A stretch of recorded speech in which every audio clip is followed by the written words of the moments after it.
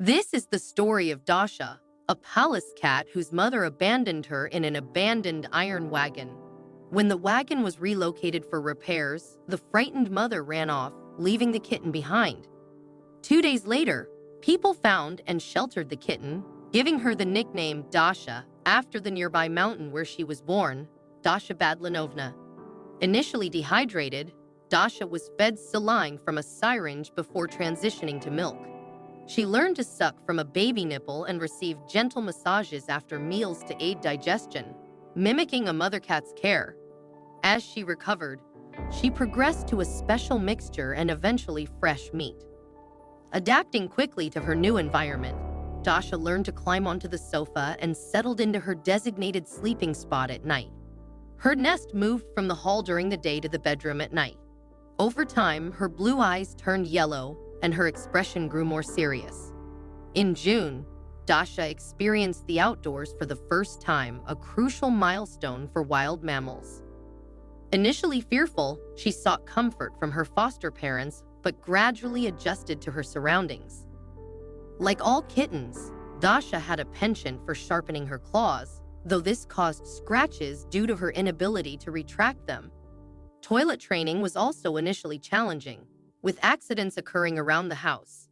However, by 2 months old, she learned to use a litter tray by observing other cats. Living with 2 other cats initially proved challenging, with one cat reacting negatively to Dasha's wild scent. However, Musia, one of the cats, eventually accepted Dasha and allowed her to sleep alongside her in the armchair, fostering a sense of companionship and acceptance in her new home. As Dasha grew, her temperament became more discernible. She reserved her affection for her foster mother and grew increasingly solitary with age. Often, she preferred solitude, spending less time sleeping with her human parents and more time observing the world outside from the window.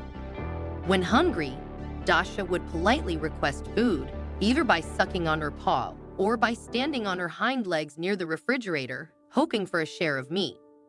By the time Dasha reached 4 months old, her walks near the house became less frequent as she displayed growing independence.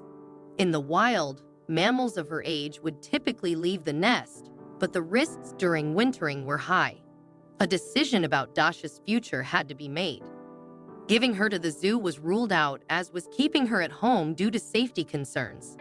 Ultimately, they opted to release her into the cordon of the Dorsky Reserve, where wild mammals roamed freely.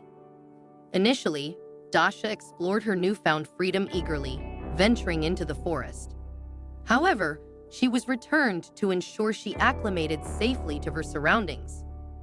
Over time, she familiarized herself with the territory, honing her hunting skills by stalking cats, playing with humans, and capturing rabbits.